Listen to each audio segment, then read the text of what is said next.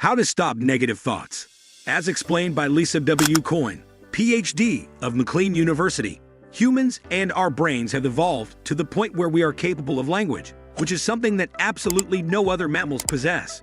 It is because of our capacity to communicate, think abstractly, and reason that we can plan, solve problems, work together with others, and acquire knowledge in a roundabout way, even when we do not have direct experience. For instance, you might have learned not to touch a hot stove because your parents told you, "Don't touch it, it's hot," during your childhood. Furthermore, according to Coyne, everyone possesses a mind that talks to them. In our minds, this is our verbal mind, or what we refer to as our advisor. Specifically, it is the part of you that is connected to your language brain, and its primary role is to act as a threat detector for you. A threat detector, sometimes known as a critical voice, is a valuable asset to possess. In addition to pointing out things that could be harmful to us, it also highlights things that could occur in the future as well as mistakes that have been made in the past. To ensure that we are both physically and existentially secure, the critical voice serves the purpose of assisting us in avoiding making the same mistakes over and over again. How we feel through our critical voice. In his explanation, Coyne states that people do not hear voices, per se. Nevertheless, we are aware of the fact that critical ideas are appearing as we go about our daily lives. That we have evolved to experience our thoughts as literal truths is something that she is willing to communicate. Because of this, we can acquire knowledge in a roundabout way by listening to what other people have to say, rather than merely gaining knowledge directly from our own experiences. According to what Coyne says, our inner voice is always on, and it's over-inclusive in its estimation of what is threatening. According to her, they are features, not bugs, of our critical voice. The statement, "It wouldn't be a great threat detector if you could turn it off at will, and it wouldn't be a great threat detector if it somehow underestimated threats," is correct. Remaining unmoved. According to Coyne, our voice of criticism, which is never-ending and always cautious, is an incredible ability, a boon to our survival, but also comes with a dark side. According to Coyne, people get into trouble when they get stuck listening to their minds solely rather than being out in the world and noticing that sometimes the mind isn't correct about what it thinks. This is a situation in which people find themselves out of control.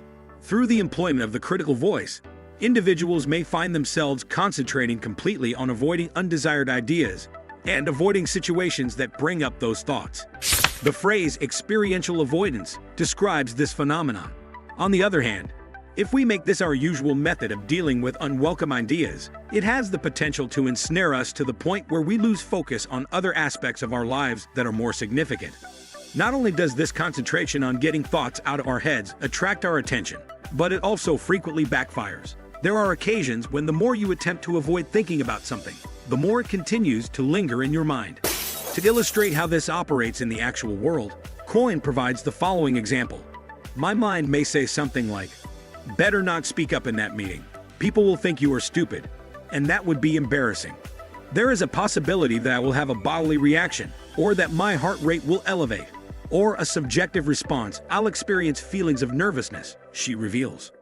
In addition, I would inevitably experience a cognitive reaction, should I not speak up? If I want to avoid appearing foolish, what is the appropriate thing to say? This is significant because we tend to approach thoughts that are unpleasant or unwelcome as if they were genuine truths, even though they are simply thoughts. This means that we must either ignore them, correct them, suppress them, or modify them, taking a step back from that critical speaker. According to Coyne, nothing is wrong with having a critical mind that can identify potential dangers. In contrast, it is our reaction to that critical thinking that has the potential to ensnare us. According to Coyne, some individuals seek the assistance of mental health specialists through the utilization of cognitive behavior therapy (CBT) to avoid these instances.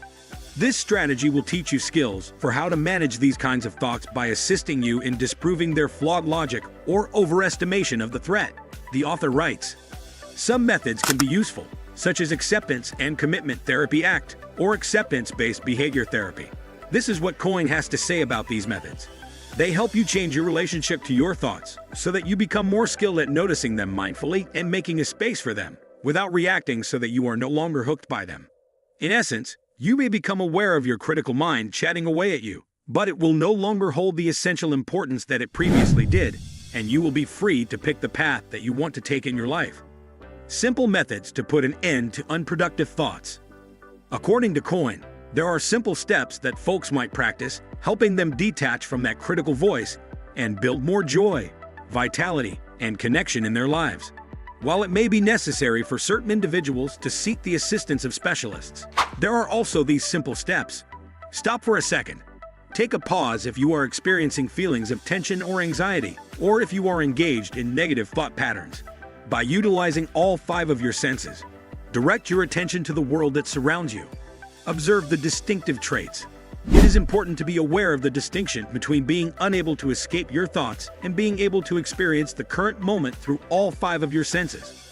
Also, take note of the activities that have been going on in your head. Are you disagreeing with yourself? Are you having trouble disproving self-evaluations that are critical or otherwise negative?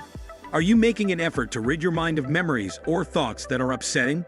Inquire within yourself as to whether or not this mental fight is beneficial to you. Give a name to your thoughts. See if you can take a step back and label your thoughts what they are, rather than taking them as literal truths if it isn't already this way. As an illustration, you may try practicing slowing down your thoughts and adding the stem, "I am having the thought that," to them. Carry on with this exercise of labeling, without making any attempts to soften, change, or avoid the thoughts that you are currently experiencing. Try to get a sense of what it is like to have some space between you, the person thinking, and the thoughts that you are having. Make your intention a priority. Once you have paused from your mental conflict, observed what is occurring and how it has been functioning, and labeled your thoughts for what they are, simple mental weather that will come and go, you will be in a better position to choose your intention and the next action that is appropriate for you. Negative thoughts are quite common, but there can be many causes that play a role. You may have negative thoughts because we're more influenced by negative than positive, or have a negativity bias. It's also possible that, evolutionarily speaking, negative thinking was more conducive to survival. Negative thoughts could occur as a result of cognitive distortions. They can be symptoms of mental health conditions, such as depression and anxiety. What are your plans for the future when it comes to dealing with your thoughts? Another option is to decide to take a baby step toward achieving something important to you in your life. Speaking with a mental health professional is something you should do if you battle with negative thought patterns and they are influencing your life. Therapists can evaluate your negative thought patterns and assist you in developing a more positive internal dialogue, even though it may be difficult to communicate the thoughts that you are having with another person. So this is the end of our today's video. Do you like it? Kindly give your valuable response in our comment section below. And don't forget to subscribe to our YouTube channel for more interesting and informative videos. Even though we're new to the scene, every 1% increase in subscribers means the world to us. If you found value in our content, would you kindly consider becoming one of our very first subscribers? Your support from the outset will set the stage for our growth, allowing us to produce more valuable videos for personal growth and development.